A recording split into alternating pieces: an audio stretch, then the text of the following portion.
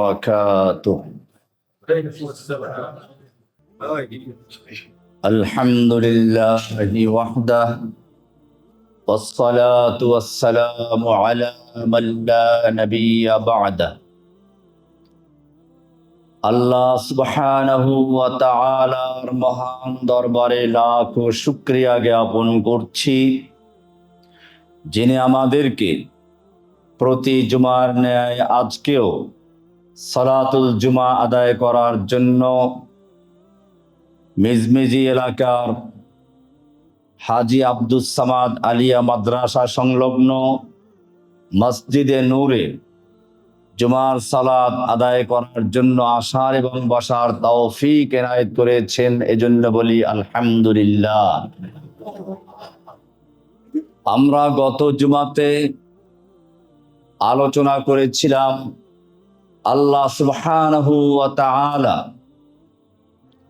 পৃথিবীতে যত সৃষ্টি পাঠিয়েছেন, যত মাখলুক প্রেরণ করেছেন, সব সৃষ্টির মধ্যে সুন্দর হচ্ছে মানুষ। মানুষ আছে বলেই পৃথিবী সুন্দর। মানুষ যদি না থাকতো এই পৃথিবীর কোনো সৌন্দর্যই সুন্দর ছিল না। আপনারা জানেন, সেই করোনার সময় মানুষ যখন ঘরে ছিল, রাজপথগুলো পশু পক্ষী এসে দখল করেছিল। বিভিন্ন হিংস্র প্রাণী পর্যন্ত শহরের রাস্তায় দেখা গেছে। আল্লাহ সুবহানাহু ওয়া তাআলা এই মানুষের সঙ্গে সরাসরি কথা বলেছেন, ইয়া আদম উসকুন আনতা ওয়া যাওজুকাল জান্নাহ, হে আদম তুমি এবং তোমার স্ত্রী জান্নাতে বসবাস করো। আল্লাহ সুবহানাহু ওয়া তাআলা জানিয়ে দিলেন, ইন্না লাকা আল্লা তাজুআ ফিহা ওয়া লা তা'রা ওয়া লা তাদমাউ ফিহা ওয়া লা তাদহা। এখানে তোমার ক্ষুধা লাগবে না, তোমার তৃষ্ণা লাগবে না। সরাসরি আল্লাহ সুবহানাহু ওয়া তাআলা এত সম্মান দিয়েছেন। আল্লাহ সুবহানাহু ওয়া তাআলা এই মানুষকে সৃষ্টি করার পূর্বেই জানিয়ে দিলেন, إذ قال ربك للملائكة إني خالق بشرا من طين فإذا سويته ونفخت فيه من روحي فقعوا له ساجدين। সূরা সাদ 72 নম্বর সূরার 38 নম্বর সূরার 71 72 নম্বর আয়াত। আল্লাহ সুবহানাহু ওয়া তাআলা এখানে বলেছেন, ইন্নী খালিকুম বাশারাম মিন তিন, আমি মাটি দিয়ে বাশার সৃষ্টি করতে চাই, একজন মানুষ সৃষ্টি করতে যাচ্ছি। ফাইদা সাওয়াইতুহু, ইদা লিস্তিকবাল, ইদা যখন আমি তাকে সৃষ্টি করব, ভবিষ্যতের জন্য ইদা শব্দ ব্যবহার করা হয়। ফাইদা সাওয়াইতুহু, যখন আমি তাকে ভারসাম্য করব। ওয়া নাফাখতু ফীহি মির রূহি, এবং তার ভেতরে আমি আমার রূহ দিব। ফাকাউ লাহু সাজিদিন, কাউ মিনাল ওয়াকা, তোমরা লুটে পড়ো তাকে সিজদা করার উদ্দেশ্যে। এটা হচ্ছে 38 নম্বর সূরা সাদের 71 72 নম্বর আয়াত। একই কথা বলা আছে সূরা হিজর 15 নম্বর সূরার 28 29 নম্বর আয়াতে, ইন্নী খালিকুম বাশারাম মিন সালসালিন মিন হামাইম মাসনুন, আমি কাদামাটি থেকে, পচা কাদামাটি থেকে মানুষ সৃষ্টি করতে যাচ্ছি। ফাইদা সাওয়াইতুহু ওয়া নাফাখতু ফীহি মির রূহি ফাকাউ লাহু সাজিদিন। এখানে আল্লাহ সুবহানাহু ওয়া তাআলা 3টা কথা উল্লেখ করেছেন। মাটি দিয়ে আমি মানুষ সৃষ্টি করতে যাচ্ছি, তাকে ভারসাম্য করব। মাটি দিয়ে সৃষ্টি অন্যান্য মাখলুক, মাটির কারণেই তাকে মাটির থেকে উৎপন্ন জিনিস খেতে হয়। গরু, ছাগল, দুম্বা, ভেড়া মাংস খায়, এগুলো ঘাস খায়। মানুষে ঘাসের থেকে, মাটির থেকে উৎপন্ন ফল খায়, ফসল খায়। এমনি ভাবে আল্লাহ সুবহানাহু ওয়া তাআলা পরে উল্লেখ করলেন, ফাইদা সাওয়াইতুহু, আমি তাকে ভারসাম্য করব। অবশ্য ভারসাম্যের ক্ষেত্রে পশুর মধ্যে বৈশিষ্ট্য আছে। অনেক ক্ষেত্রে অনেক পশু কোনো কোনো দিক দিয়ে আমাদের চেয়ে বেশিও ভারসাম্যতা রাখে। একটা বানর লাফ দিয়ে এক গাছ থেকে আর এক গাছে গিয়ে ঝুলতে পারে, একজন মানুষ তা পারে না। এমনি ভাবে একটা বাঘ, একটা সিংহ একটা থাবা দিয়ে একটা প্রাণীকে নিয়ে যেতে পারে, মানুষ সহজে তা পারে না। একটা হাতি তার সুর দিয়ে একটা কলা গাছ, একটা বড় গাছ সে পেঁচিয়ে পিঠে তুলে নেয়, মানুষ অনেক ক্ষেত্রে অক্ষম। এক্ষেত্রেও মানুষ অনেকটা পশুর সঙ্গে মিল আছে। তৃতীয় আর একটা জিনিস বললেন, ওয়া নাফাখতু ফীহি মির রূহি, আমি তার ভিতরে আমার রূহ দিব। আমার রূহ বলতে আমার পক্ষ থেকে বিশেষ সম্মানসূচক রূহ তাকে দিব। এখানে আল্লাহ সুবহানাহু ওয়া তাআলা আগাম জানিয়ে দিলেন, অগ্রিম জানিয়ে দিলেন আমি এই কাজগুলো করব। তিনটা জিনিস উল্লেখ করলেন।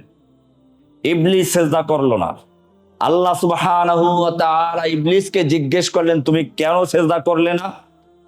সে কিন্তু ওই তিনটার থেকে দুইটাকে এড়িয়ে গেছে। সে কি বলল? আমরা এবারে ইবলিসের উত্তর দেখবো। আল্লাহ তাআলা বলছেন সূরা আরাফ 7 নম্বর সূরার 11 এবং 12 নম্বর আয়াতে আল্লাহ বলছেন, ওয়ালাকাদ খালাকনাকুম সুম্মা সাওয়ারনাকুম, আমি তোমাদের সৃষ্টি করেছি, এরপরে তোমাদেরকে আকৃতি দান করেছি, রূপ দান করেছি। সুম্মা কুলনা লিল মালাইকাতি, এরপরে আমি মালায়েকা ফেরেশতাদেরকে বললাম উসজুদু লি আদম, তোমাদেরকে আগেই জানিয়েছিলাম আমি সৃষ্টি করতে যাচ্ছি বাশার মানুষকে, এখন সৃষ্টি হয়ে গেছে, তোমরা তাকে সিজদা করো।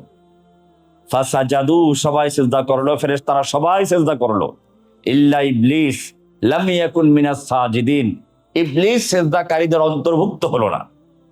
আল্লাহ সুবহানাহু ওয়া তাআলা ইবলিসকে জিজ্ঞেস করলেন, ক্বালা মা মানাআকা আল্লা তাসজুদা ইয আমারতুক, আমি যখন তোকে বললাম সিজদা কর, সিজদা করলি না কেন?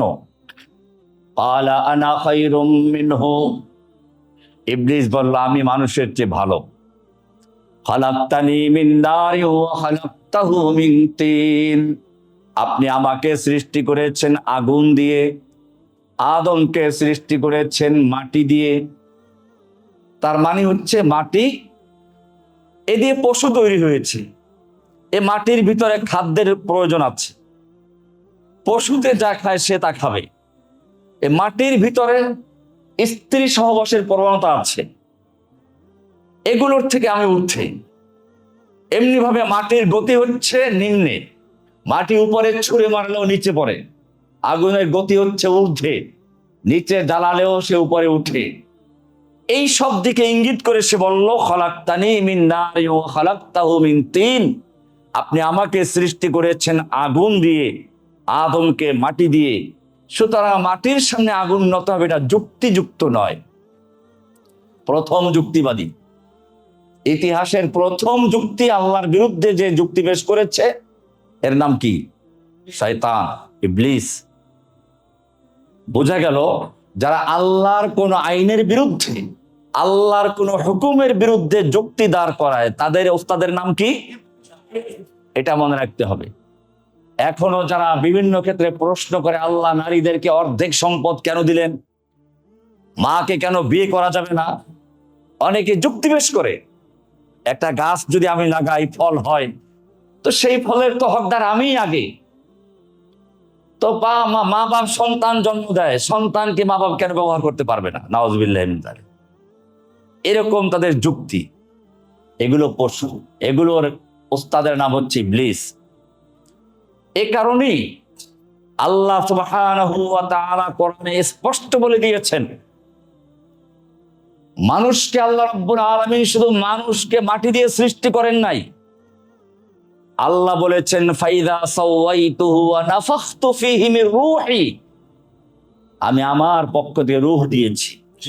ইবলিস যখন প্রশ্ন করেছে তখন ওই দুইটার উল্লেখ করে নাই, কারণ ওই দুটো উল্লেখ করলে তার উপরে মানুষের শ্রেষ্ঠত্ব প্রমাণিত হয়ে যায়।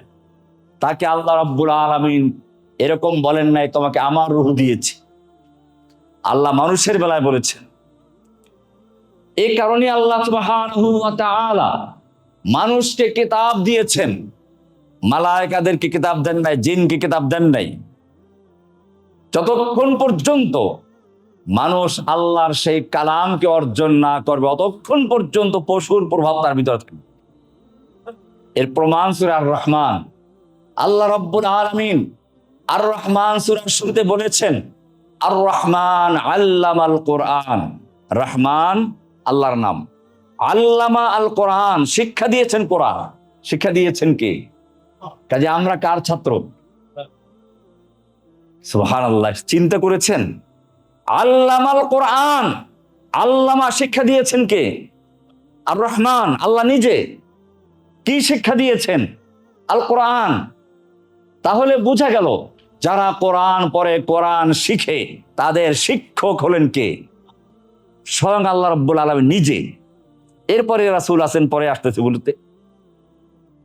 এরপর আল্লাহ বলেছেন খালাকাল ইনসান, সৃষ্টি করেছেন মানুষ। প্রশ্ন জাগে, আমরা আগে সৃষ্টি হয়ে তারপরে কোরআন শিখি, এই তো বিষয়। আল্লাহ উল্টা বললেন কেন? আল্লাহ বলেছেন আল্লামাল কোরআন আগে, খালাকাল ইনসান পরে। উল্টো হয়ে গেল। আল্লাহ রাব্বুল আলামিন জানিয়ে দিলেন যে না, তোমরা যদিও জন্মগ্রহণ করো আগে, যদিও তোমাদের সৃষ্টি আগে, কিন্তু যতক্ষণ পর্যন্ত তোমাদের বিবেক, তোমাদের জ্ঞান চোখের সামনে কোরআনের আলো না জ্বলবে, অতক্ষণ পর্যন্ত তুমি মানুষ নও, অতক্ষণ পর্যন্ত পশু। এটাকে আমি এভাবে বলতে পারি, আল্লাহ আমাদেরকে চক্ষু দিয়েছেন দেখার জন্য, কিন্তু চোখ থাকলে আমরা দেখি না।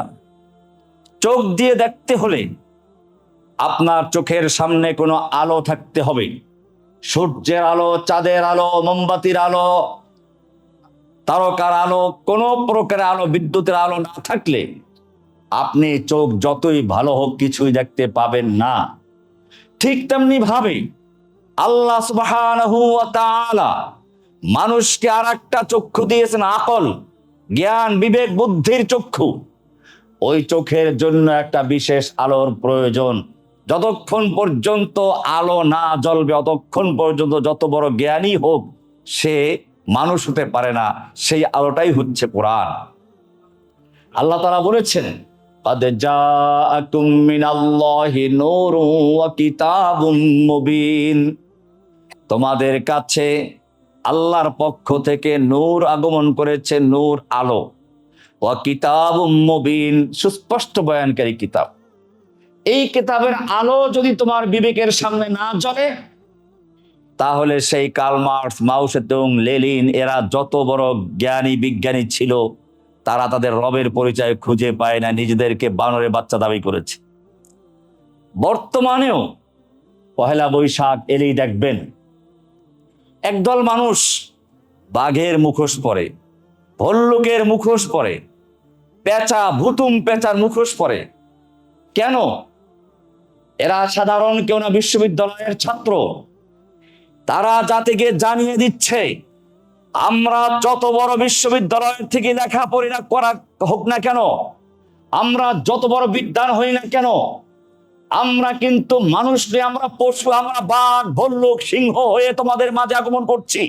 তোমাদেরকে লুটে পিটে ছিঁড়ে খাওয়ার জন্য আমরা এসে যাচ্ছি। এটা বাস্তব তারা দেখিয়ে দিল।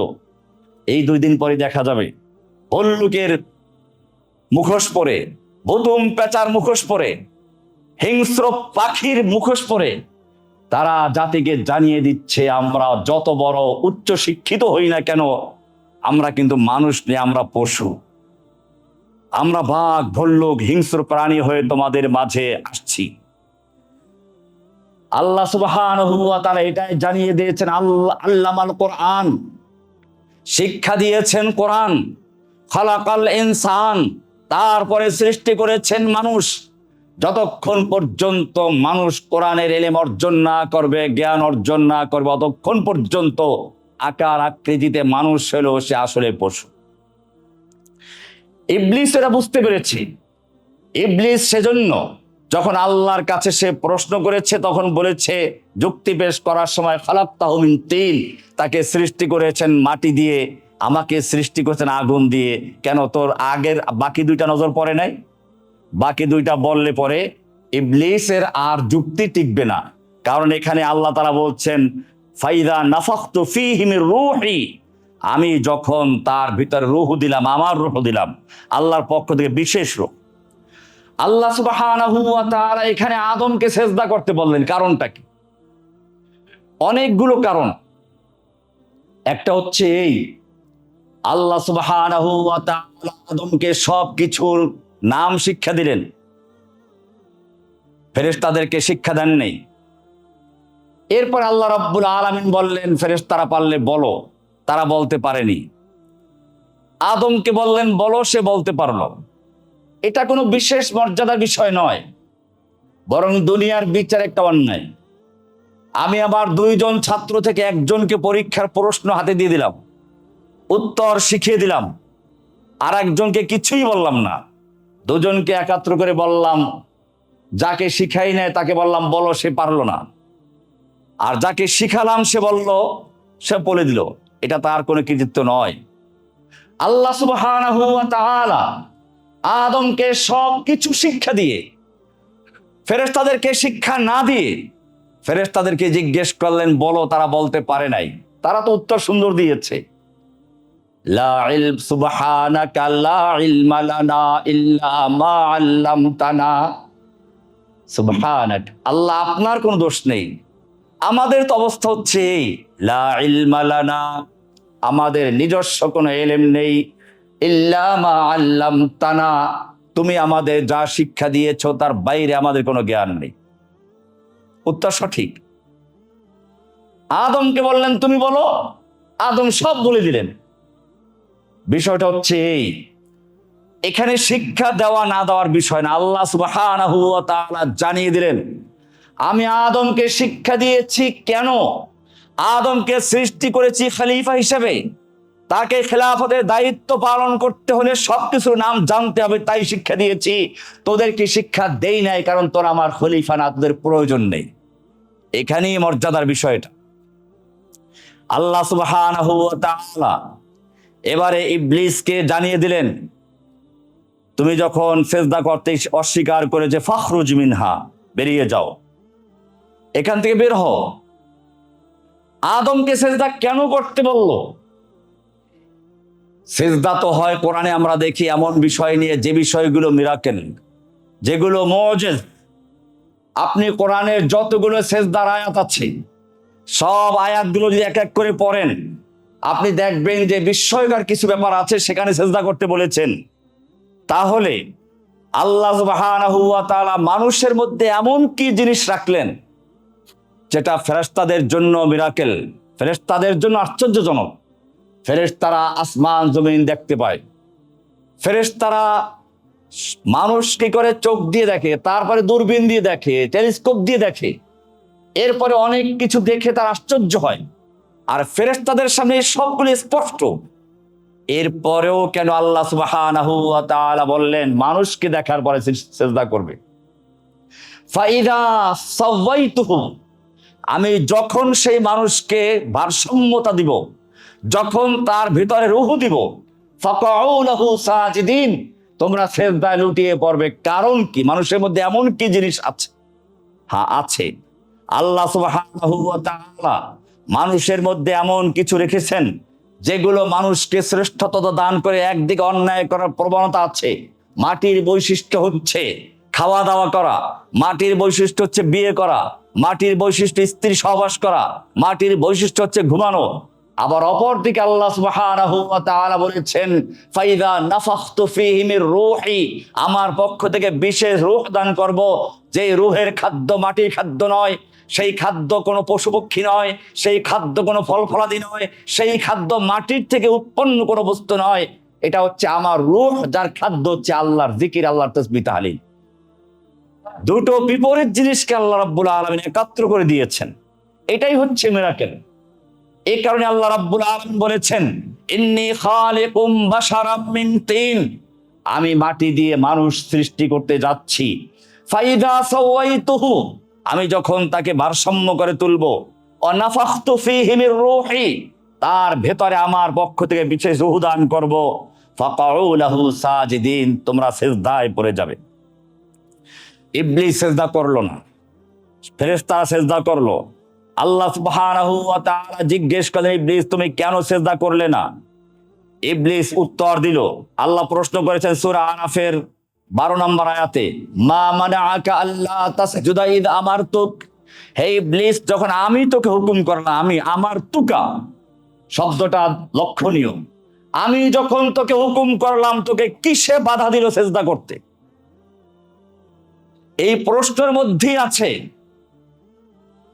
একজন গোলাম কৃতদাস আয়াজ, তার মনিব সুলতান মাহমুদ গজনবী, বিভিন্ন গুরুত্বপূর্ণ পরামর্শে তাকে রাখা হয় মন্ত্রীদের সাথে। অনেক মন্ত্রীর আপত্তি, একটা কৃতদাসকে আমাদের সঙ্গে রাখা হয় পরামর্শের জন্য। সুলতান মাহমুদ গজনবী বুঝতে পারলেন উত্তরটা দেওয়া দরকার। একদিন সবাইকে দাওয়াত দিলেন, গোলামকেও হীরকের স্বর্ণের পেয়ালায় খাবার দিলেন, আর বললেন যখন খাবার শেষ হয়ে যাবে এক আছাড়ে ভেঙে ফেলবে। যথারীতি নাস্তা দেওয়া হলো, খাবার হয়ে গেল। এবারে মন্ত্রী যারা, বড় বড় অফিসার যারা, তারা দেখলো কি দামি পেয়ালা, একটা পেয়ালার দাম 1 লক্ষ টাকা, ভাঙলো না। কৃতদাস আয়াজ খাওয়া শেষ, বিলম্ব নয়, ভেঙ্গে চুরমার করে দিয়েছে। বাদশাহ জিজ্ঞেস করলো মন্ত্রীদেরকে, আপনারা কেন ভাঙলেন না? বলে এত বড় দামি পেয়ালা এরকম ভেঙে ফেলবো, এটা অযৌক্তিক, অপচয়। আয়াজকে জিজ্ঞেস করলো, আয়াজ এই দেখেছো, মন্ত্রীরা জানে এই পেয়ালার মূল্য কি, এটা কত সুন্দর, কত দামি, তারা ভাঙ্গে নাই, তুমি কেন ভাঙলে? আয়াজ বলল, আমি গোলাম হলেও তো রাজ দরবারের গোলাম, এই পেয়ালার মূল্য সম্পর্কে আমারও ধারণা আছে, কিন্তু আমি লক্ষ্য করলাম এই পেয়ালা যত মূল্যবান হোক, যত দামি হোক, আপনার নির্দেশ ছিল ভেঙ্গে ফেলার। আমি ভাঙলে হয়তো 1 লক্ষ টাকা দামের পেয়ালা ভেঙ্গে যাবে, আপনার আদেশ পালিত হবে। আর যদি আপনার পেয়ালার মূল্য রক্ষা করে আমি পেয়ালা না ভাঙ্গি, পেয়ালা রক্ষা পাবে, আপনার আদেশটাও অমান্য হয়ে যাবে। আমার কাছে এরকম লক্ষ পেয়ালা ভেঙ্গে চুরমার করা সম্ভব, কিন্তু আপনার একটা আদেশকে অমান্য করা সম্ভব না। মন্ত্রীরা বুঝতে পারলো এই কৃতদাসের এত মূল্য কেন। এটাই আছে এখানে, ক্বালা মা মানাআকা আল্লা তাসজুদা ইয আমারতুক। আমি যখন তোমাকে হুকুম করলাম সিজদা করার জন্য, আমার তুকা, আমি হুকুম করেছি, তাহলে তোমাকে কিসে বাধা প্রদান করলো? ক্বালা আনা খায়রুম মিনহু। সে তার যুক্তি পেশ করলো, যেটা আগে বলেছি। আল্লাহ সুবহানাহু ওয়া তাআলা বললেন, তোমার এখানে অহংকার করার কোনো সুযোগ নেই, বেরিয়ে যাও। এবারে ইবলিস আল্লাহর কাছে অনেক কিছু চাইলো। ক্বালা আনজিরনি ইলা ইয়াউমি ইউবাসুন। সূরা আরাফ 7 নম্বর সূরার 14 থেকে 17 নম্বর আয়াত পড়লে বিস্তারিত পাবেন। ইবলিস বলল, ফাআনজিরনি ইলা ইয়াউমি ইউবাসুন, আমাকে কিয়ামত পর্যন্ত হায়াত দেওয়া হোক। এরকম আরো অনেকগুলো প্রশ্ন সে আল্লাহর কাছে চাইলো। এখানে লক্ষণীয় বিষয় হচ্ছে ইবলিস বিপদে পড়েছে, তারপরেও প্রার্থনা করেছে কার কাছে? আর আমাদের লোকেরা বিপদে পড়লে প্রার্থনা করে মাজারে গিয়ে। বোঝা গেল ইবলিস এই মাজার পূজারী, ভণ্ড পীর পূজারীদের চেয়ে ইবলিসের আকীদা বিতাড়িত হওয়ার পরেও ভালো ছিল। এটা মনে রাখতে হবে, বিপদে আপদে সাহায্য করার মালিক কে? ইবলিস শিখিয়ে দিল বিপদে পড়লে সাহায্য চাও কার কাছে? ইবলিস আল্লাহর কাছে সাহায্য চেয়েছে। ক্বালা আনজিরনি ইলা ইয়াউমি ইউবাসুন। আল্লাহ রাব্বুল আলামিন বলেন, ঠিক আছে, আমার কাছে চাইলে আমি বঞ্চিত করি না। ক্বালা ইন্নাকা মিনাল মুনজারিন। তোমাকে অবকাশ দেওয়া হলো। এবারে ইবলিস কি বলে, এইখানেই আমার আজকে আলোচ্য বিষয়, মূল বিষয়টা। ক্বালা ফাবিমা আগওয়াইতানি। আপনি আমাকে যার কারণে আজকে পদচ্যুত করলেন, নামিয়ে দিলেন, লাআকউদান্না লাহুম সিরাতাকাল মুস্তাকিম। আমি তাদের উদ্দেশ্যে তোমার সিরাতে মুস্তাকিমের মাঝখানে বসে থাকবো, ওত পেতে বসে থাকবো। লাআকউদান্না, আমি অবশ্যই বসে থাকবো, সিরাতাকাল মুস্তাকিম, তোমার সঠিক সোজা পথের মাঝখানে। অর্থাৎ তোমার পথে চলতে গেলে যে রাস্তা, সেই রাস্তার মাঝখানে বসে থাকবে। এরপরে ইবলিস বলছে, সুম্মা লাআতিয়ান্নাহুম মিন বাইনি আইদিহিম। আমি তাদের কাছে আসব তাদের সামনের দিক থেকে, মিন বাইনি আইদিহিম ওয়া মিন খালফিহিম, তাদের পিছন দিক থেকে, ওয়া আন আইমানিহিম, তাদের ডান দিক থেকে, ওয়া আন শামাইলিহিম, তাদের বাম দিক থেকে, ওয়ালা তাজিদু আকসারাহুম শাকিরিন, আপনি তাদের বেশিরভাগ লোককে কৃতজ্ঞ পাবেন না। ইবলিস এ কথা বলল। এখানে আমরা দেখব, প্রথম সে বলেছে লাআকুদান্না লাহুম সিরাতাকাল মুস্তাকিম, তোমাকে পাওয়ার জন্য যে সিরাতে মুস্তাকিম সোজা রাস্তা, তার মাঝখানে বসে থাকবে। বোঝা গেল আল্লাহর রাস্তা সোজা, আল্লাহর রাস্তা সরল, আল্লাহর পথ সিরাত, যে পথের কোনো বিকল্প থাকে না। এটা আমি বারবার বলে থাকি, সিরাতে মুস্তাকিম কাকে বলে? আমরা প্রতি সালাতে আল্লাহর কাছে আবেদন করে থাকি, ইহদিনাস সিরাতাল মুস্তাকিম, আমাকে সিরাতে মুস্তাকিম, সঠিক সরল পথ দেখাও। সিরাতে মুস্তাকিম কি জিনিস? সিরাতে মুস্তাকিম ওই রাস্তা, যেই রাস্তার কোনো বিকল্প থাকে না, যেই রাস্তার মধ্যে কোনো ভাঙ্গাচুরা নাই, যেই রাস্তা মসৃণ, যেই রাস্তায় চলতে গেলে আর কাউকে কিছু জিজ্ঞেস করতে হয় না। আপনি মনে করুন পদ্মা ব্রিজ, যমুনা ব্রিজের মাঝখানে পুলিশ ব্যারিকেড দিল, এখন চোরাই গাড়ি কোথায় পালাবে? ডান দিকে বিকল্প রাস্তা নেই, বাম দিকে নেই, পিছনে ব্যাক করার সুযোগ নেই, গাড়ি আছে, সামনে যাওয়ার সুযোগ নেই কারণ ওখানে পুলিশ আছে। এরকম যে রাস্তার কোনো ডানে বামে কোনো বিকল্প থাকে না, তার নাম সিরাতে মুস্তাকিম। তার নাম কি? সিরাতে মুস্তাকিম। যেই রাস্তা মসৃণ, যেখানে চলতে গেলে গাড়ি ধাক্কা খায় না, যেই রাস্তায় চলতে গেলে কাউকে জিজ্ঞেস করতে হয় না, এত স্পষ্ট রাস্তা।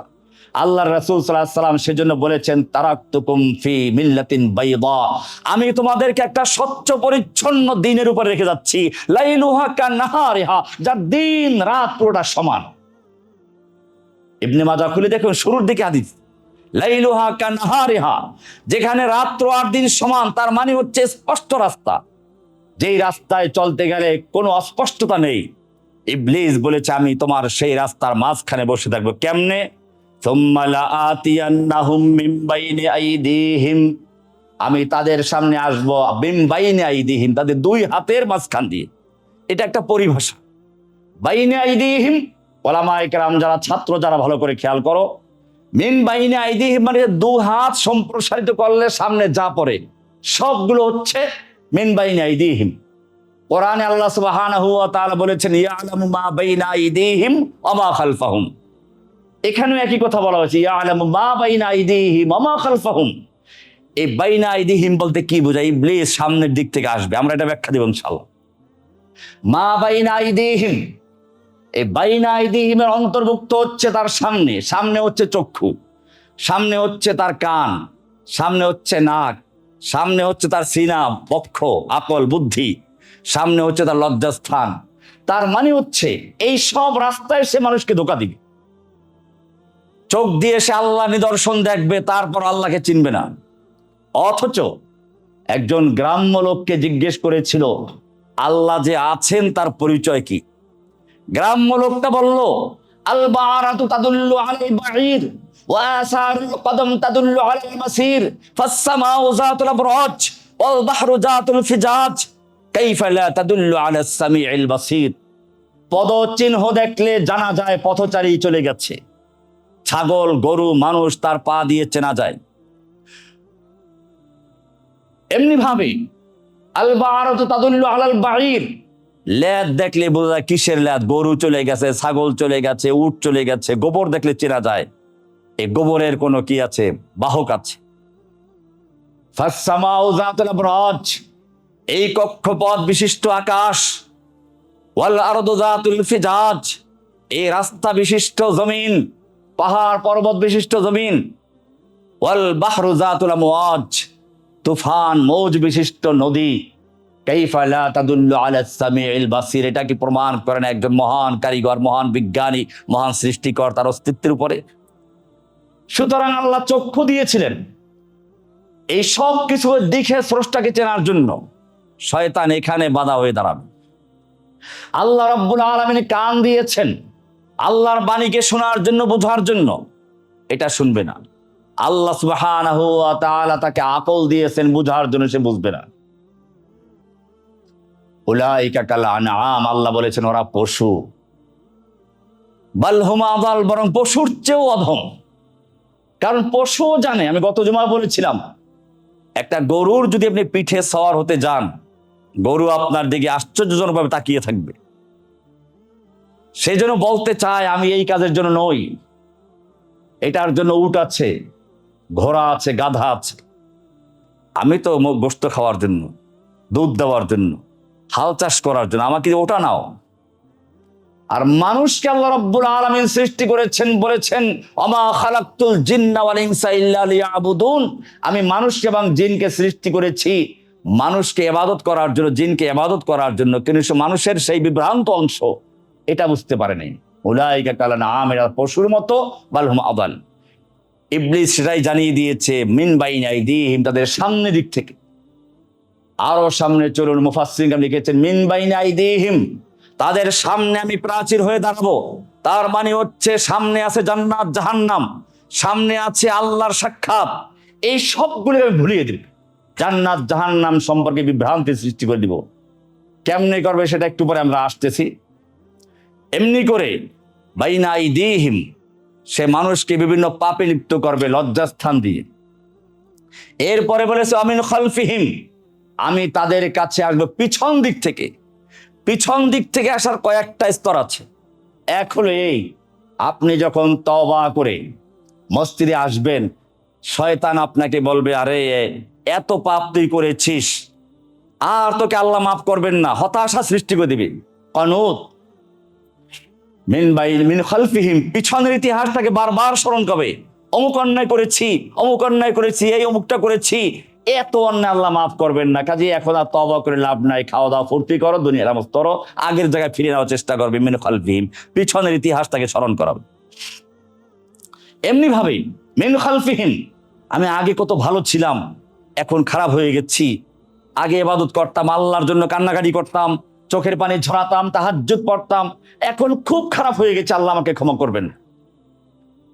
আজকে মসজিদে নূরে এসে জমা পড়লো, সে তওবা করলো, শয়তান আবার তাকে পিছনের কথা স্মরণ করাবে। এটাও মিন খালফিহিম, হতাশ সৃষ্টি করা। সবচেয়ে গুরুত্বপূর্ণ আরেকটা বিষয়, যখন আজকে মসজিদে এসে এক যুবক তওবা করলো, সে চিন্তা করলো যে না, এই পহেলা বৈশাখের পান্তা আর খেতে যাবে না, আড্ডাবাজিতে যাবে না, সুন্দরীদের হাতে সে পান্তা খেতে যাবে না, ইলিশ খেতে যাবে না, গান বাজনা আড্ডাবাজিতে যাবে না। ইবলিস তার কাছে আসবে, এই তো একটা, এর পরেরটা থেকে তওবা করো। ওরা কি খুব খারাপ? এমনি ভাবে পিছনের বন্ধু বান্ধবের কথা মনে করাবে। এটা হলো মিন খালফি, আর একটা ধাপ। শয়তান বলছে আমি তাদের কাছে আসবো মিন বাইনি আইদিহিম, সামনের দিক থেকে। তার মানে হচ্ছে সামনের কথা ভুলিয়ে দিব। নগদ যা পাও হাত পেতে নাও, বাকির খাতায় শূন্য থাক। বাড়ি করো, গাড়ি করো, এগুলো দরকার। সামনে কোথায় জান্নাত পাবে এটা পরের কথা। মানুষ নগদের পাগল। আপনাকে যদি বলা হয় যে একটা বাড়ি কত সুন্দর, নদীর পাড়ে, টিলার উপরে, এত সুন্দর একটা বাড়ি মাত্র 2 লক্ষ টাকায় বিক্রি করব, আপনি মিথ্যা কথা বলছেন, আপনি এটা করবেন না। বলে না, আমি সত্য কথা বলছি। ব্যাখ্যা দিল 2 লক্ষ টাকায় বিক্রি করবো, বাড়ি পাইবা আমার মৃত্যুর পরে, 50 বছর পরে। আপনি আর কিনতে যাবেন? তো শয়তান এটা বুঝায় যে দেখো আল্লাহ তাআলা তোমাকে বলেছেন জান্নাত দিবেন, জাহান্নাম আছে, এগুলো হতে পারে, এটা ভবিষ্যৎ। এখন তোমার সামনে এই সুন্দর বাড়ি করা, গাড়ি করা, ইত্যাদি করা, এইগুলো বাদ দিবে। এটাই হচ্ছে আমাল ইন হিয়া ইল্লা হায়াতুনা দুনিয়া নামুতু ওয়া নাহিয়া। দুনিয়ার জীবনটা যা আছে, খাও দাও, ফুর্তি করো, নগদ যা পাও হাত পেতে নাও, বাকির খাতায় শূন্য থাক। বাকির খাতা মানে আখিরাতের কথা। দূরের বাদ্য কি লাভ শুনে মাঝখানে যার বেজায়। এই দূরের বাদ্য বলতে কবি কি বুঝিয়েছেন? আখিরাত কি বুঝিয়েছে। এটাই শয়তানের কথা। মিন বাইনি আইদিহিম, সামনের দিকে সে প্রাচীর হবে। আমিন খালফিহিম, পিছনের দিকের কথা, সে পিছনের দিক থেকে আসবে। পিছনের দিকে আসবে মানে হচ্ছে পিছনের ইতিহাস তাকে শিখাবে, পিছনের বাপ দাদার ইতিহাস শোনাবে। বাপ দাদার যুগ থেকে এই কাজটা করেছি, এই মাজার পূজা করেছি, অমুক পীরের ভণ্ডামি করেছি। দেখবেন কোরআনে বারবার আছে, যখনই নবীরা তার উম্মতদেরকে দাওয়াত দিয়েছেন, শয়তান একটা কথা বারবার স্মরণকে দিয়েছে, ওয়াজাদনা আলাইহি আবাআনা, আমরা আমাদের বাপ দাদা পূর্বপুরুষকে এই কাজ করতে দেখেছি, এখন তুমি নতুন কথা নিয়ে আসলে। আপনি যদি এই লোকগুলোকে কোরআন হাদিস দিয়ে একেবারে স্পষ্ট দলিল দেন, তারপরেও মানবে না। বাপ দাদার যুক্তি করেছি, তারা কি কম বুঝতো? এক ধাক্কায় আপনার কোরআন হাদিস সব শেষ। চিংড়ি মাছ যখন পানিতে চলে তখন সামনে যায়, আস্তে আস্তে যায়, কিন্তু যদি সামনে কোনো বাধা পায় এক ধাক্কায় সে অনেক দূরে চলে যায়। 10 মিনিট ধরে যতটুকু এগিয়েছিল এক ধাক্কায় তার চেয়ে অনেক পিছনে চলে যায় বেশি। চিংড়ি মাছ সামনে যতটুকু চলতে পারে পিছনে তার চেয়ে বেশি দূরে যেতে পারে। কেন? মেয়ে লোকেরা ভালো বলতে পারবে। চিংড়ি মাছের মাথার ভিতরে পায়খানা আছে, ওর ঘিলু আর পায়খানা এক জায়গায়, মাথার মগজ আর পায়খানা এক জায়গায়, যে কারণে সামনে যতটুকু আগায় পিছনে তার থেকে বেশি যায়। এটাই পৃথিবীতে যারা কোরআনের জ্ঞান অর্জন করে না তাদের অবস্থা। পৃথিবীতে বোমা তৈরি করেছে, পারমাণবিক বোমা, ক্ষেপণাস্ত্র মুখ তৈরি করেছে। আগের যুগে বড় বড় যুদ্ধ হতো, আপনারা শুনেছেন এত বড় বড় যুদ্ধ, কতজন মানুষ মারা গেছে সব তালাশ করে দেখুন, সব মিলিয়ে 500 মানুষ মারা যায়। আর এখন একটা বোমা মারলে পরে পুরো একটা দেশ ধ্বংস করা যায়। যে ট্রাম্প বলল যে কিভাবে একটা সভ্যতাকে ধ্বংস করা হবে, সে কিসের হুমকি দিল? তার কাছে পারমাণবিক বোমা আছে, কয়েকটা বোমা মারলে ইরান পুরো দেশটা ধ্বংস হয়ে যেতে পারে। এটাই হচ্ছে আল্লাহ সুবহানাহু ওয়া তাআলা মানুষকে জ্ঞান দিয়েছিলেন তাকে বোঝার জন্য, তার সৃষ্টিকে, তার শক্তিকে জানার জন্য, কিন্তু তারা সেটাকে ব্যবহার করেছে ক্ষতির জন্য। এটাই ইবলিসের কথা, মিন খালফিহিম, পিছন দিকে নিয়ে যাওয়া। এই জন্য শয়তান পিছন দিক থেকে আসার মানে হচ্ছে আপনার পিছনের পাপের ইতিহাস বারবার তুলে ধরবে। পিছন দিক থেকে আসার মানে হচ্ছে আপনি আগে ভালো ছিলেন, এখন ততটা করছেন না, খারাপ হয়ে গেছেন, হতাশা করার চেষ্টা করবে। পিছন থেকে আসার অর্থ হচ্ছে এই বাপ দাদা পূর্বপুরুষের ইতিহাস তুলে ধরবে, তারা এই কাজ করেছে, সেই কাজ করেছে, এই মাজার পূজা করেছে। আপনি কোরআন হাদিসের যত দলিল পেশ করেন তা গ্রহণ করবে না। এটা গেল পিছন থেকে আসা। এরপর আল্লাহ বলছেন, শয়তান কি বলছে? সুম্মা লাআতিয়ান্নাহুম মিন বাইনি আইদিহিম ওয়া মিন খালফিহিম ওয়া আন আইমানিহিম। তাদের ডান দিক থেকে। ডান দিক থেকে আসার মানেটা কি? ডান দিক থেকে আসার মানে হচ্ছে এই ডান দিক ভালো দিক। কোরআনে বলা আছে আসহাবুল ইয়ামিন ওয়া আসহাবুল মাইমানাতে মা আসহাবুল মাইমানা। ডান দিকের প্রশংসা করা হয়েছে, ডান দিক বরকতের হাত। আল্লাহ রাসূল সাল্লাল্লাহু আলাইহি ওয়াসাল্লাম ডান হাতে খাও, বাম হাতে শয়তান খায়। ডান দিকটা হচ্ছে বরকতের। এর দ্বারা শয়তান কি বোঝাতে চায়? শয়তান বুঝাতে চায় আমি তাদের ডান দিক থেকে আসবো, তার মানে হচ্ছে ন্যাক আমলে সূরাতে গুনাহ করাবো। তার মানে বেদাত গুলোকে তৈরি করে দিবে, কোরআন সুন্নাহ থেকে দূরে রাখবে। কয়েকটা ধাপ আছে। 1 নম্বর হচ্ছে শয়তান প্রথম চেষ্টা করে মানুষকে পাপ করাতে।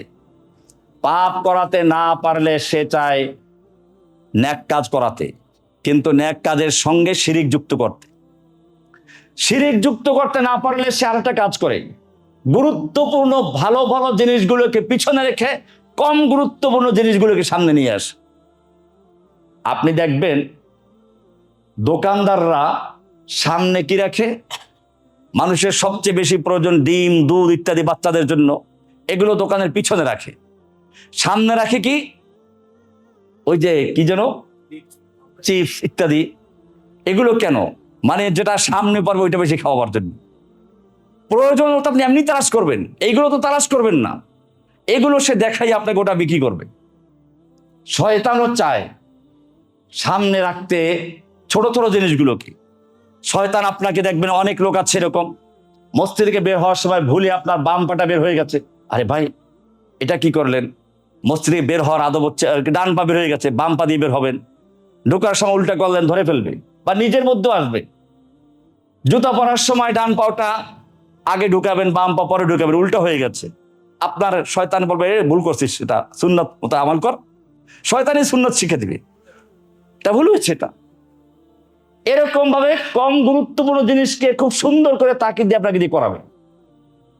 কিন্তু এই লোকটাই শিরকে লিপ্ত হচ্ছে, সুদ খাচ্ছে, তার মাথায় ধরে না। ব্যাংকে লেনদেন, সুদের লেনদেন। সুদ হালাল না হারাম? তাহলে বাম পা জুতা পরলে যে গুনাহ হতো, সুদ খেলে তার চেয়ে ছোট গুনাহ নাকি? কিন্তু শয়তান এখানে আপনাকে উৎসাহিত করবে, ঘুষ খাবে, নামাজ পড়ে তারপরে অফিসে গিয়ে বসলো, ঘুষ নিয়ে গেছে, এইমাত্র আল্লাহর কাছে হাত তুলে দোয়া করেছে, হাতটা কেমন নাপাক করে দেখা, বলে নিচে দিয়ে রাখো, টেবিলের নিচে দিয়ে রাখো, নিচে দিয়ে টেবিলে রেখে দাও। এই লোকটা কিন্তু একটু আগে জুতা পরেছে, মসজিদ থেকে বের হওয়ার সময় বাম পা বের হলো না, ডান পা বের, খুব খেয়াল রেখেছে। জুতা পরার সময় ডান পা আগে না বাম পা আগে, খুবই গুরুত্ব দিয়ে পড়েছে।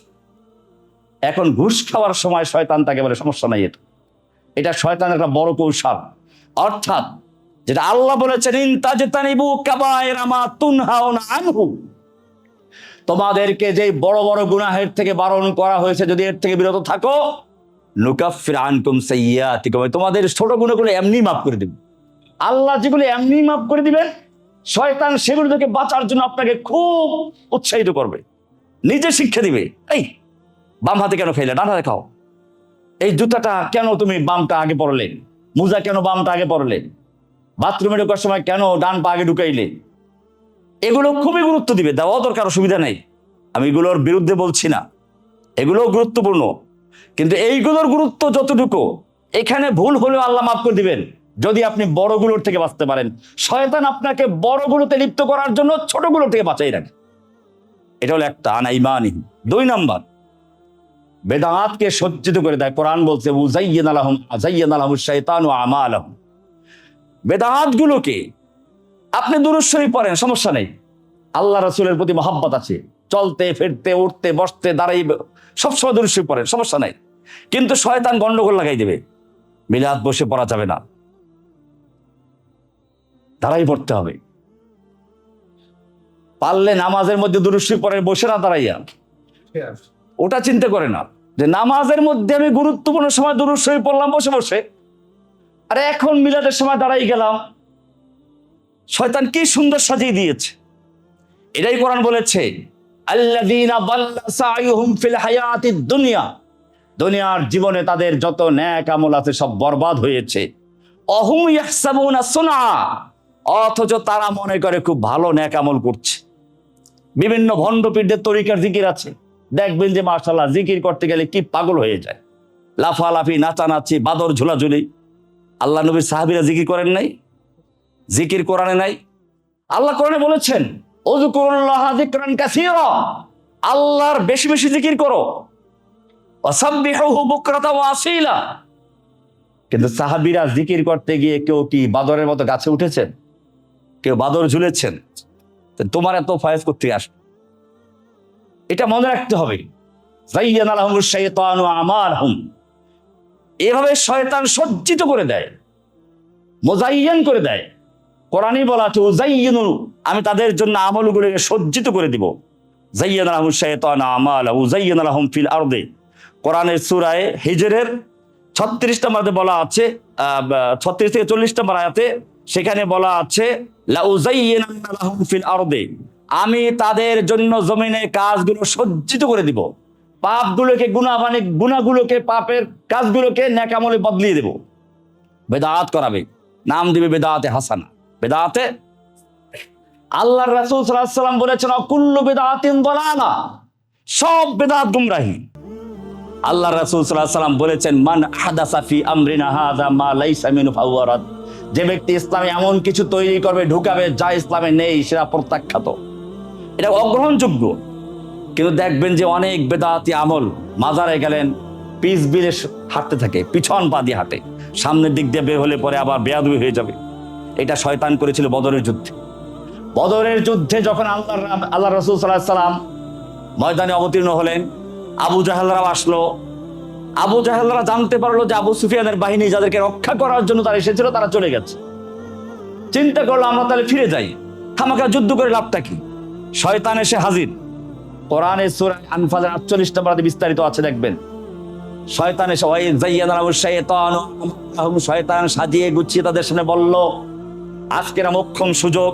মুহাম্মদ সাল্লাল্লাহু আলাইহি ওয়াসাল্লাম নিজে, তার সঙ্গে আছে 313 জন মুহাজির আনসারদের কিমগুলো আছে নিরস্ত্র, তোমরা সশস্ত্র 1000 যোদ্ধা। এই কয়টা লোক মেরে ফেলতে পারলে আর তোমাদের কোনো চ্যালেঞ্জ থাকবে না। আর শোনো, আজকে তোমাদের কেউ পরাজিত করতে পারবে না। তোমরা সশস্ত্র, ওরা নিরস্ত্র, তোমরা শক্তিশালী, ওরা দুর্বল। এমনি আরো বললো ওয়া ইন্নী জারুল লাকুম, ওই যে ভণ্ড পীরেরা বলেন আমি আছি, যাও করো। শয়তানের পাল্লের বলেন যে ওয়া ইন্নী জারুল লাকুম, আমি তোমাদের প্রতিবেশী হয়ে তোমাদের ছায়া হয়ে আছি। সুন্দর সাজিয়ে দিল, যুদ্ধের ময়দানে নামলো, শয়তান আস্তে হাঁটা শুরু করলো। কোরআন বলছে ফালাম্মা তাকাতিল ফিয়াতান, যখন দুটো দল মুখোমুখি হলো, নাকাসা আলা আকিবাইহি, শয়তান তখন পিস বিল দিয়ে হাঁটা শুরু করলো। ওই মাজার থেকে বের হওয়ার সময় যখন উল্টো পায়ে হাঁটে, এই কাজটা করছে শয়তান। নাকাসা আলা আকিবাইহি, এখন ধরে ফেলছে, ওরা টের পাইছে। এই যাও কই, তুমি না বললে আমাদের সঙ্গে থাকবে, বড় শেখ বড় পিসাব। এবারে ইবলিস সত্য কথা বললো, ইন্নী বারিউম মিনকুম, আমি তোমাদের থেকে সম্পর্ক ছিন্ন করলাম, তোমাদের সঙ্গে আমি নাই। কেন নাই? তুমি না বললে থাকবে। ইন্নী আরা মা লা তারাউনা, আমি এমন কিছু দেখতে পাচ্ছি যা তোমরা দেখতে পাচ্ছ না। কি দেখতে পাচ্ছিল? ফেরেশতা হাতে ছিল, ফেরেশতা ডান্ডা নিয়ে। শয়তান ফেরেশতাদেরকে চিনে না, জ্ঞাতি ভাই ভালো করেই চিনে। ইন্নী আরা মা লা তারাউনা, আমি এমন কিছু দেখতে পাচ্ছি যা তোমরা দেখতে পাচ্ছ না। ইন্নী আখাফুল্লাহ, আমি আল্লাহকে ভয় করি। কে বলছে? বোঝা গেল শয়তানও আল্লাহকে ভয় পায়। তো দেখেন, এত একটু আগে সে কিন্তু কি সুন্দর সাজিয়ে দিল। এটাই বলা হয়েছে ডান দিক থেকে আমি আসবো, মানে হচ্ছে এই সব পাপের কাজগুলোকে, অবাধ্যতার কাজগুলোকে সাজিয়ে গুছিয়ে দিবে। সন্তানদের খোঁজ খবর রাখা, এটাও তো দরকার। এরকম ভাবে সন্তানদের ভালো জীবন দেখা দরকার, লেখাপড়া করানো দরকার। ফজরের নামাজে উঠলে পারে ঘুম নষ্ট হয়ে গেলে স্বাস্থ্য ক্ষতি হয়ে যাবে, এদিকেও খেয়াল রাখা দরকার। এগুলো সাজায় কে? ভবিষ্যৎ করা দরকার। জোসেফ স্কুলে পড়ানো দরকার, মাদ্রাসায় পড়াইলে খাবে কি, এগুলো শিখায় কি? এইভাবে লাআতিয়ান্নাহুম মিন বাইনি আইদিহিম ওয়া মিন খালফিহিম আন শামাইলিহিম, এবং তাদের বাম দিক থেকে, বাম দিক থেকে হচ্ছে পাপগুলোকে সাজিয়ে দাও, পাপের কাজগুলোকে সুন্দর করে সাজিয়ে দিবে। এইভাবে শয়তান চতুর্দিক থেকে, সামনের দিক থেকে, পিছন দিক থেকে, সামনের ডান দিক থেকে, বাম দিক থেকে শয়তান এরকম আক্রমণ করবে, এটা সে বলেছে। কিন্তু একটা জিনিস সে বলে না, উপর দিক থেকে আর নিচ দিক থেকে। কারণ কি? আমরা একটু আগে আসবো, একটু পরে আসবো, যে উপরের দিক থেকে আল্লাহ সুবহানাহু ওয়া তাআলা ওহী নাজিল করেন, ওহী। নিচে মানুষ সিজদা করে। নিচে মানুষ কি করে? আমি একটু পরে আসতেছি ইনশাআল্লাহ। শয়তান এবারে মানুষের অন্তরে প্রবেশ করে কিভাবে? শয়তান মানুষের সঙ্গে থাকে, শয়তান মানুষের অন্তরের ভিতরে প্রভাব বিস্তার করতে পারে। আমি এখন কথা বলছি, আপনারা শুনছেন, আমার আওয়াজ আছে, কথা আছে, কিন্তু শয়তান মানুষের মনের ভিতরে একটা জিনিস জাগ্রত করতে হলে তাকে কথাও বলতে হবে না, লিখে দিতে হবে না, সরাসরি সে মনের ভিতরে ঢুকে দিতে পারে। এটা আল্লাহ সুবহানাহু ওয়া তাআলা তাকে এই পাওয়ার দিয়েছেন। আমরা কোরআন থেকে দেখব, কোরআনী কথাগুলো আছে। 1 নম্বর আয়াত সূরা নাস, মিন শাররিল ওয়াসওয়াসিল খান্নাস আল্লাযী ইউওয়াসউইসু ফি সুদুরিন নাস। আমি খান্নাস থেকে আল্লাহর কাছে আশ্রয় চাচ্ছি। খান্নাস কি করে? আল্লাযী ইউওয়াসউইসু, যে ওয়াসওয়াসা দেয়, ফি সুদুরিন নাস, মানুষের অন্তরের ভিতরে। আমি আগে আলোচনা করেছি, ওয়াসওয়াসা মানে হচ্ছে একবার প্রকাশ পেয়ে আবার ডুব দেওয়া। এটা এরকম বিজ্ঞাপন দেওয়া, বিজ্ঞাপন একবার আসলো, কয়েক সেকেন্ড থাকলো, আবার চলে গেল, আবার একটু পরে আসলো। আপনি একটা পেপসি, একটা কোল্ড ড্রিঙ্কসের কোনো চিন্তা করতেন না, কিন্তু বারবার বিজ্ঞাপন আসলো, এখন খাবার টেবিলে মনে পড়েছে, কারণ দেখতে দেখতে ওরা মনের ভিতরে বসে গেছে। একটা বিজ্ঞাপন বারবার দেখতে দেখতে মনের ভিতরে দাগ কাটে, শেষ পর্যন্ত সে ক্রয় করে। একবার দুইবার দেখলে হবে না এটা। এই জন্য বিজ্ঞাপন যেমন বারবার সামনে আসে, বারবার আবার গায়েব হয়ে যায়, এই বারবার সামনে আসা, বারবার গায়েব হওয়া, এর নাম হচ্ছে কি? ওয়াসওয়াসা।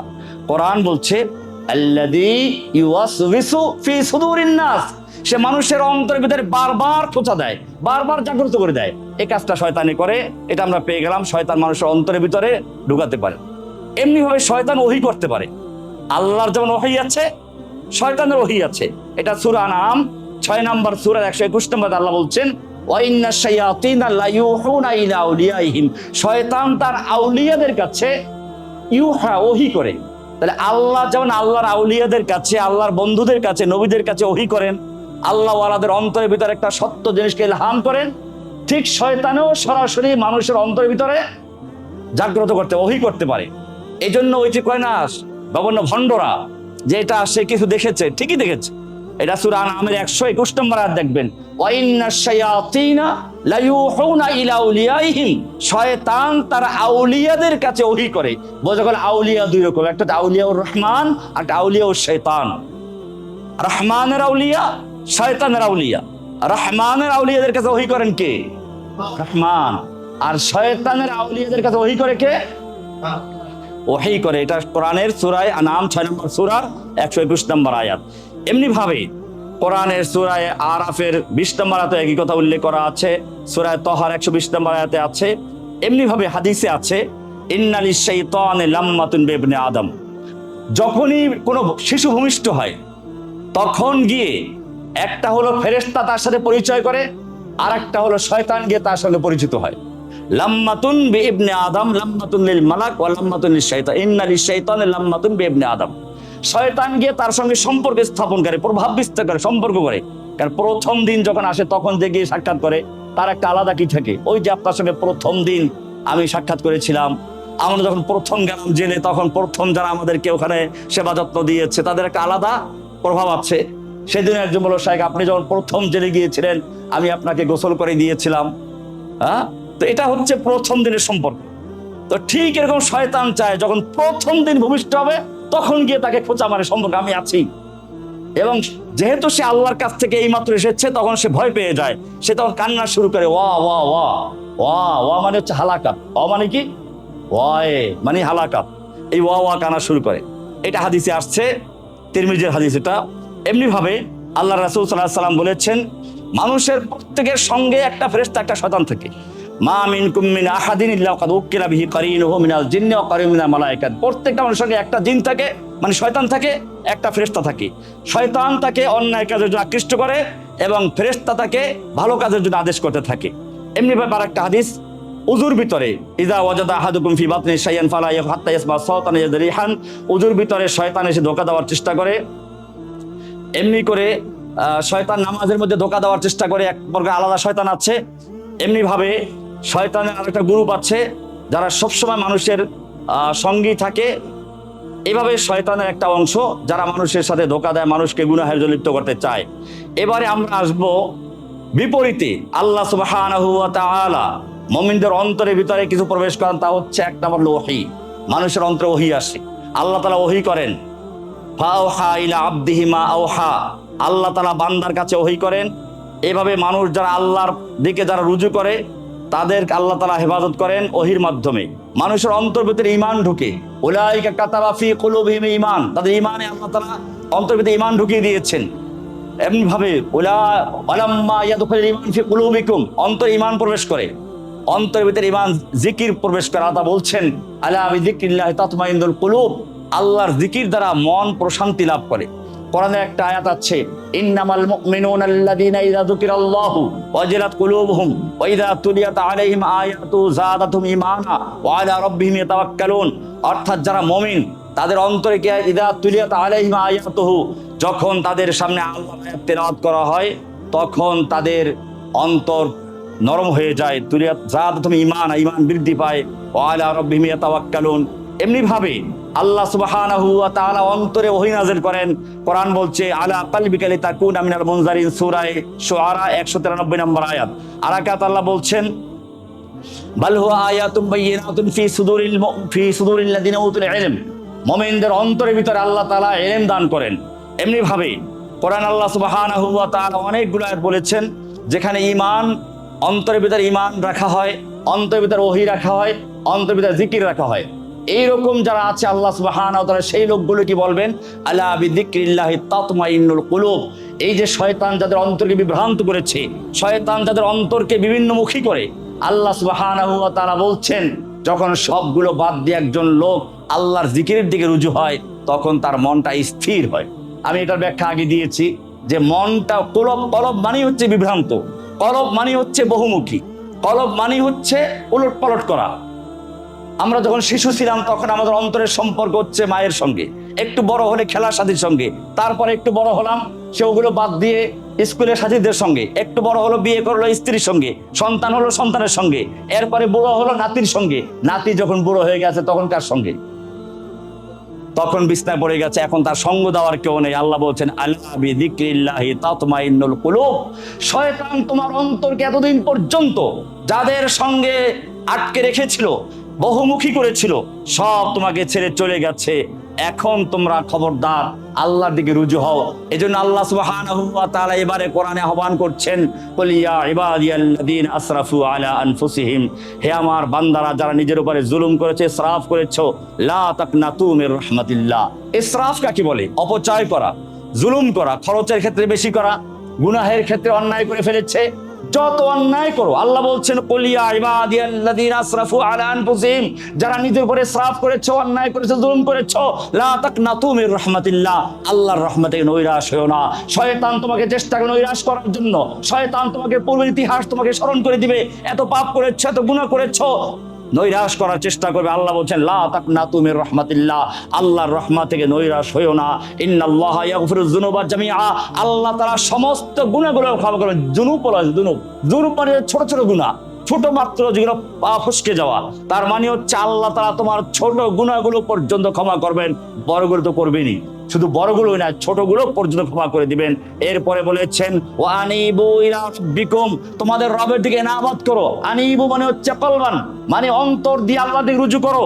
সুম্মা আসলিমু লাহু, আল্লাহর দিকে ইসতিসলাম করো, মানে দৈহিকভাবে মানসিকভাবে আল্লাহর দিকে রুজু করো।